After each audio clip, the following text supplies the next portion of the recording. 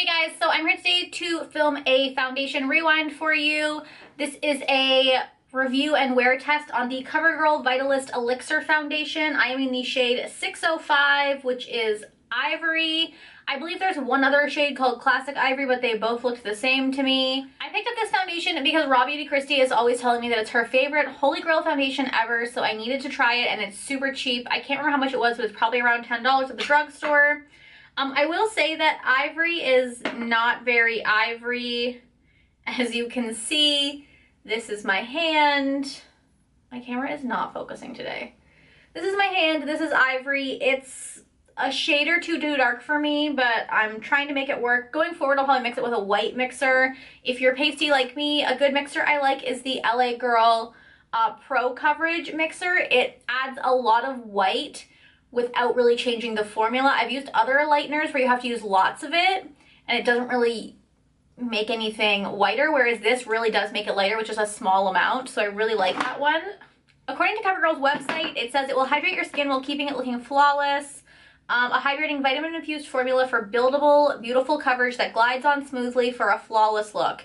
It's infused with vitamins E, B3, B5, SPF 20, and a special antioxidant and vitamin complex, giving your skin a healthy and luminous glow.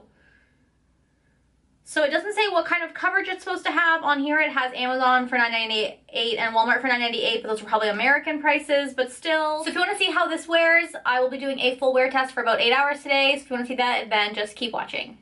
So I have the shade Ivory, and it looks like it might be a little dark for me, but I don't plan on leaving my house today, so we're just gonna work with it. I don't want to mix anything in with it because that's just gonna affect how the foundation works. So this is one pump of the foundation. I'm just going to spread that. Oh, I didn't put primer on. That's fine.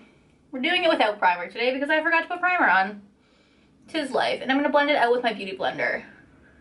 Ooh, this looks dark and like it's not doing anything.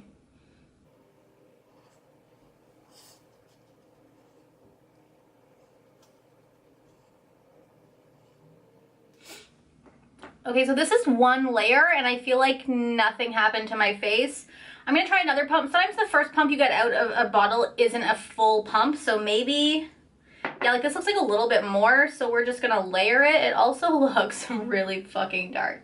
Who at CoverGirl thought this was Ivory? Like, for real. So we're doing 2 layers.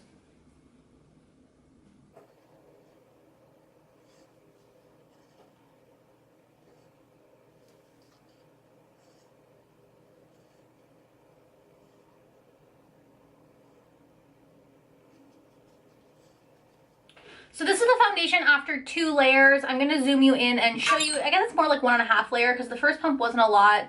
On camera, it doesn't look too dark for me, but like in real life, it's way darker than my neck.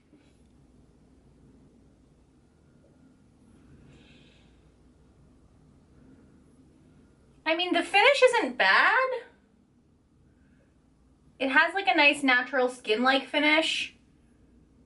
It covered up my redness pretty well. I mean, obviously these blemishes are still coming through, but like, it's not Jesus. But I just kind of find it hard to do a review like this when my face is so dark. So I'm gonna finish my face. I'll come back once I set the foundation to show you guys what it looks like set, and then I will be back. Okay, so face is complete. I started with my MAC Mineral Skin Finish Natural, and I mean, it looks nice, except that it's way too dark for my face. Like, I used my ColourPop concealer that's too dark for me, and it looks brightening for the first time in my entire life. I don't know how that happened. So let me give you a close-up of this sitch.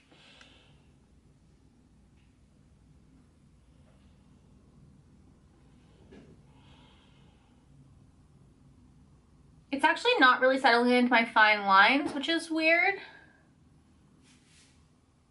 It has like a nice skin-like finish, which I'm feeling. So it is currently 10:31, so we'll call the check-in time 10:30. I will leave this on for 8 to 10 hours, and I will come back and we will see how she lasts. I'm really glad I'm not leaving my house today because my face does not match my neck. Hey guys, so it is currently 3:53, so this has been on on my face for about 5.5 hours now, and it looks the exact same. I will say that it has settled into my forehead lines, probably the least out of any foundation I've ever worn, which never happens to me. I still have the nice skin-like finish. It's still way too dark for my face, but whatever. I also realized that I filmed my intro without even putting lipstick on because I'm working from home today, so I was just like, I'm not putting lipstick on, fuck that. But I mean, it still looks nice. I mean, it's only been 5.5 hours. If it didn't look nice, I'd be pissed. My pimple looks disgusting, but like, that's not its fault. Let's give her a zoom. Also, I washed and blow dried my hair straight last night, and this is what it woke up looking like after I slept with it in a bun. It's kind of like wavy and weird, but I didn't want to heat style my hair today because I wasn't going anywhere, and because my hair is fried, I try to heat style it as minimally as possible, so you're getting this do today. Deal with it. So as you can see, it still looks nice and glowy. Is this a new pimple? Oh, it's a freckle. It's fine. And you can see that like my forehead is not, like, it's sunk into my forehead lines a little bit, but not nearly as much as most foundations have, especially after this amount of time. It just looks nice and glowy and like I look fresh. So yeah, that is my 5-hour check-in. I will be back at the end of the night to give you another check-in and we can see how this holds up. Okay, so it is 11:06 p.m. This has been on my face for 12.5 hours. I got distracted and here we are. I mean, it actually doesn't look bad. It's worn off of my chin, but like that's just for like from eating and living my life and touching my face. But like overall, I still have a nice glow. It's not really set, I mean, it has further settled into lines on my forehead, but like still better than most foundations. It's still too dark for my face, but I mean, other than that, it's not bad. It's like kind of cakey around my pimples, but that also could just be concealer and also just because like it's been 12 hours. Let's zoom.